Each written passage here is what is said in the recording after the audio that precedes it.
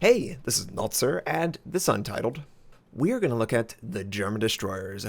Not statistically, because that would be leaking information, but Wargaming posted screenshots for all of the German destroyers, except the premium, and there's a story behind that. So let's begin. This is the V-25. It is the Tier 2. It reminds me of a Japanese destroyer with that sort of curvedness that the bow has. The guns don't have any protection whatsoever. It's a Tier 2. What do you expect, right? I don't expect a lot out of the Tier 2, no matter what faction you might be associated with. The Tier 3 is known as the G101. And this is sort of the standard for all the Germans. They're really just a letter and some numbers. This particular destroyer reminds me of a cruiser. It's very flat. It looks rather large from this point of view. Of course, the screenshot would make it look large. This is an interesting one, the Tier 4 V170. Notice the torpedo systems. They're sort of set up in a P sign. I don't know how they will be controlled. I assume it would be awkward to control the P sign instead of all the torpedoes that are going left and all the torpedoes are going right. We'll have to see. For the Tier 5, it is the T-22, and boy is she boxy. Look at that command tower area. That's going to be really easy to hit. I've heard people describe it as a merchant vessel. That's what it kind of looked like on stream. And I tend to agree. It looks very utility, not a weapon of war. Next up we have the Tier 6 Ernst Gade. This reminds me a lot of a US destroyer. It has the same profiling.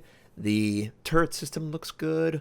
And that's really, really exciting if it's going to play anything like a US destroyer for me. For the Tier 7, we have the Leberleicht Maas. I'm going to assume that that S is not supposed to be there, that second S. Again, it reminds me of a US destroyer, and I'm thrilled. I love destroyers. I love US destroyers. If it's quick, good concealment, fairly reasonable torpedo range, I'm all there. For the Tier 8, we have the Z23. And I've heard that the Z is what the Germans notify a destroyer as, so it's basically destroyer number 23. It looks pretty slick. It's sort of bringing in some Soviet design. It's got that Atlantic bow to give it some style. And then we have the Z46. This is the Tier 9.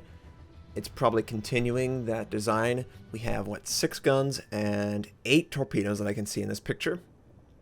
And the AA platforms are a little bit spread out. Probably not a good AA platform. Honestly, would you like to be on top of one of these turrets or anything like that? No, you wouldn't. And finally, for the Tier 10, we have the Z52. And I think it's designed similar to the Z46. Now, this is just preliminary pictures. There could be changes, of course. I doubt they're going to change it that much. I will, of course, do my turntable whenever they are available in the port. They're not even in the game files and they're showing this stuff off, which is good. It means it's coming. I would like to discuss in vague detail what I've seen, because I don't want to talk about specific stats. I just want to talk about loosely what identity they're looking for in the German destroyer line. So let's just look at the lines that exist right now. The Americans have the worst velocity by far in their main battery. The Japanese and the Soviets are fairly similar. I would give the edge, of course, to the Soviets. The problem with the Japanese is they don't have any range. I mean, it's great to have velocity, but you have no range. And that's an issue. The Soviets have the best range, of course, and they are well equipped to use every ounce of it. And I do mean every ounce. There is not a question of whether you're going to consistently hit targets at range in the Soviet versus the Americans, where it's like, we could hit the target, we could not, it depends on the class, that sort of thing. I'm hearing that the Germans are going to sit somewhere in between the Americans and the Soviets. I'm okay with this. I don't want another Soviet. I don't want another American. I think they do a good job of giving variety, uniqueness, identity to their lines, much better than World of Tanks. This is like night and day compared to World of Tanks and how the lines feel from each other. So having velocity that maybe you can't fire over an island as effective as the Americans, but you can hit a moving target a little bit easier, I'm okay with that. As long as the range isn't pathetic like the Japanese destroyers. That's part of the reason why they're so difficult to use. You can't really be anti-destroyer.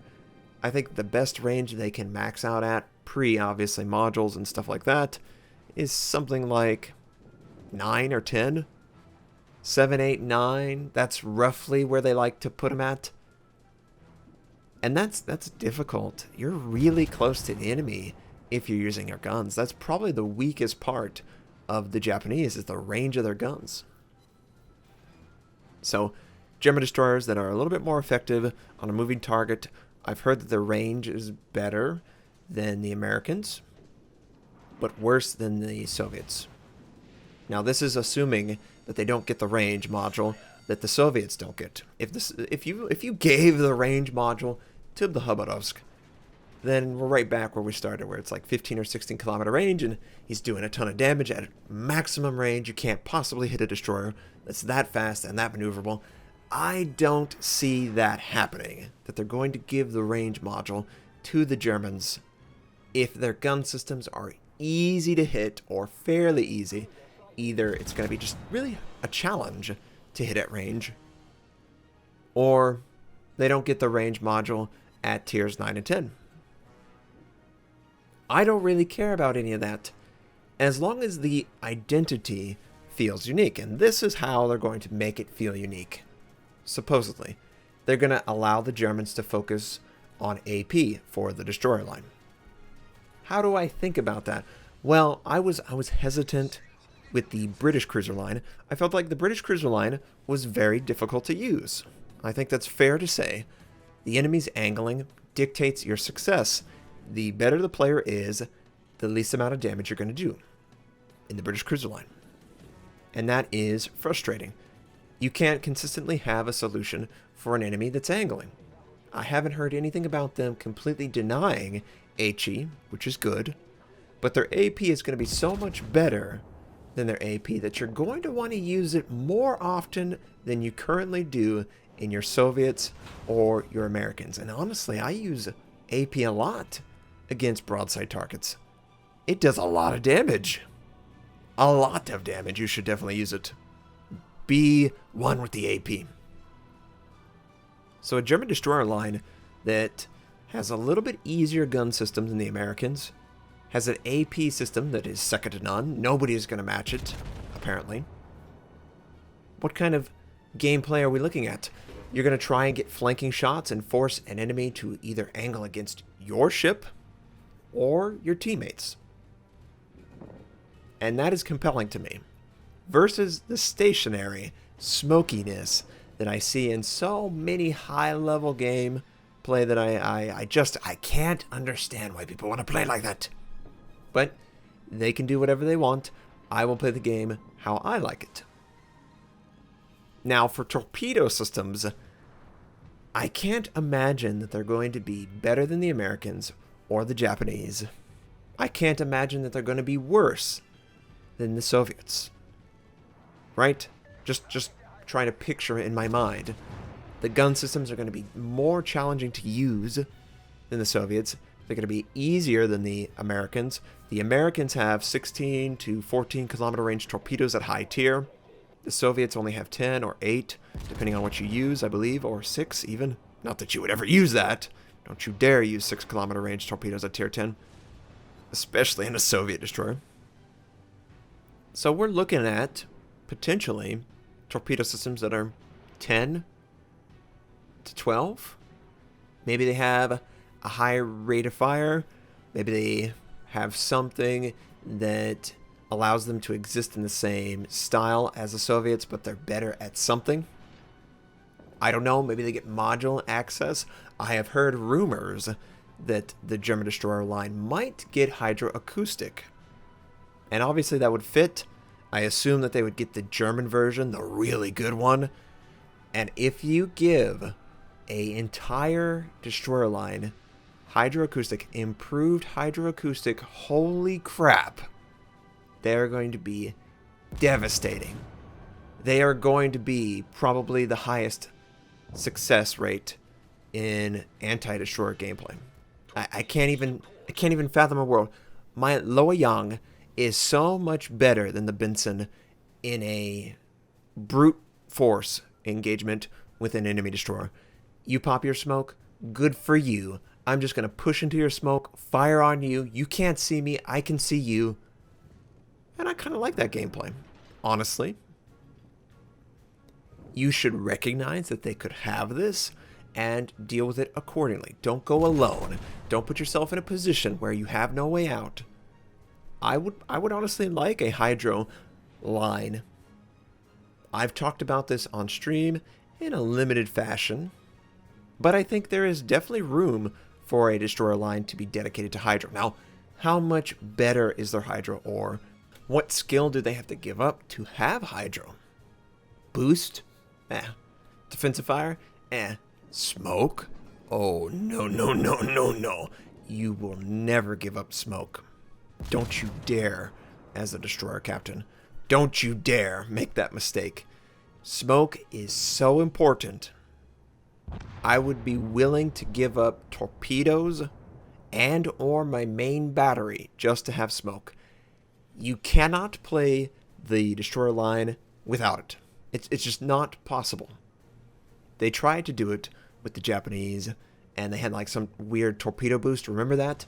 Nobody uses it because you have to decide between torpedoes and smoke. Nobody's going to ever decide torpedoes. You might try it out and you say, well, okay, let's check it out. Oh, this is not good.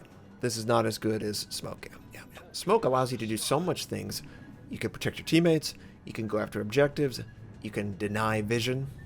It's so important to the destroyer gameplay. So I imagine that the German destroyers are going to be smoke and Hydro. And that's going to be a scary combination. They will be terrifying for any destroyer out there. It doesn't matter which one. They're going to be terrifying. Now, there is a nice sort of balance around this.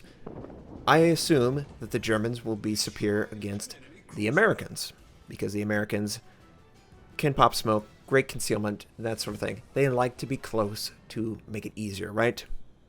But the Germans can use Hydro to counter their smoke, counter their torpedoes. Well, you know what counters both of those? Range. And the Soviets can fire at range and easily hit both of them. Not even going to be a problem. They don't really care. They're not going to use their smoke in anything sort of super ambushy. They will rely on it to more use it at range and fire. You'll have to cover a lot of ground in order to have Hydro be effective. And I love Hydro so much. The Luoyang is a great ship. If you haven't had a chance to try it, definitely try it. If it's on the PTS or anything like that, it has Hydro. It's the only destroyer right now with Hydro. It doesn't break the game completely. It allows you to do things that no other destroyer can do. Aggressively push into smoke and spot the enemy without risking your ship at all. There's usually 2 to 3 kilometers between when you can scout the enemy and when they can scout you. It's basically a free kill for you and your teammates. Now, it is a cooldown, and you have to use it wisely. You can choose to protect your team from torpedoes. There is a huge threat of torpedoes, and there's a game that I have, and I will share it in Gearing, where I think I get like 3 or 4 torpedo strikes in smoke against destroyers and cruisers in a game, and it's just unbelievable luck. You can send it against the enemy where you think they are, but at the end of the day, you gotta rely on them staying in the area and being predictable. So, destroyers for the Germans are going to have fairly good gun systems, possibly AP focused. They will have Hydro potentially, and they're not going to be completely massive like some of the Soviets, at least I don't think. I don't know how well their speed is going to be. They're going to have to give up something, right? Either their torpedoes are going to have crap range, their speed, maneuverability, maybe they'll require that you have your steering module 3 to counteract how sluggish they might be. I don't know. I don't know. It seems like a good package to me, having Hydro, fairly good guns, and the ability to have high AP damage to punish targets that show their broadside. What do you think of this described German destroyer line? It fits with the Germans. their identity of AP, Hydro. They do normally have short-range torpedo systems, especially on their cruisers and their battleships. I'm gonna assume it's short range. It's not gonna be 4 kilometers, but it's not gonna be 10, 12, 14, 16. Maybe the top end might get that, but there's no way any German will ever have a 16-kilometer range torpedo. They just won't. They just won't. I'm very excited for it. But there's one thing that is not going to come, I assume, because of the British cruiser line, and that is the single-launch torpedo systems. I was very surprised to see it be such an important identity of the British cruiser line. I really enjoy it. I think it's great. I would love a dedicated destroyer line, and I think it's going to come in the form of the British destroyer line, and I think that's going to be the next one after the Germans. Not the immediate next one. I'm really hoping, and this is the selfish person in me, they decide to do the destroyers over the British battleships. But that's because I love destroyers so much. I would much rather play those than anything else. And I can't wait for the single-launch torpedo systems that will probably inevitably be associated with the Brits because they've already done it in the cruiser line. I just don't see that coming online for the Germans. It's so many different things being attached. Hydro, single-launch, AP, fairly good guns. That's a little bit too much on one line. They don't really need to have that much uniqueness when you compare it to others. I will, of course, share as much information as I can. Again, not getting into specifics. I just wanted to talk about large, broad identities that they could bring in that I would be excited to see, that would make sense, that they've already done in the form of the Loyang and more extreme AP variants of probably the Soviets, maybe the older version. And I spent basically this entire entitled talking about it because I love it that much. Whenever the models are in-game, I will do a turntable. Of course, I will discuss in detail what I think they look like. And hopefully that will be cool. Don't know when that's going to happen, but if we're getting information now, it's probably going to be soon. A couple patches at the most. A couple other screenshots that they showed off. This is the Graf Spee. It is the Tier 6 German cruiser with battleship guns. Yes, it's a Tier 6 German cruiser with battleship guns. We'll see how that goes. That sounds very interesting. This is a Imperial Russian Navy cruiser. I don't know exactly what it is. I believe it's a Tier 3. I'm going to be completely honest with you.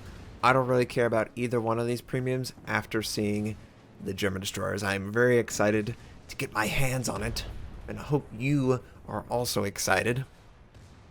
The Missouri's coming along. They haven't confirmed or denied the leaked free XP cost. I really hope it's not that high. I have been playing the Japanese destroyers, the unreleased changes, very sparingly. I can't really say anything. They're Japanese destroyers. I would have hoped that they would have addressed their inability to engage other enemy destroyers effectively. We'll see, there's still time. I have also been really annoyed at YouTube. They have some weird notification bug with comments. I'm not getting any notifications that you've commented. I have to go in and look very closely just to see it. I'm really sorry if I miss some comment. I don't mean to do that. It's just technology, and that's the nature of it. Twitch is going great. I went 6 hours without dropping a frame at 1080p 60. If you came to my channel previously and it's blurry and all that stuff, it should be better. Now that all the controversies passed, basically what I do is I talk about the game, how annoyed I am at my team sometimes, and nerd stuff like science fiction, history. I love stories. I love just talking about this stuff. If you enjoy that, check us out. I really appreciate all the interest. Emoticons will be coming. Kill Secure will be coming. All that stuff. I hope it was interesting to hear about the German destroyers that are coming. I hope you have a fantastic day, and I'll catch you next time.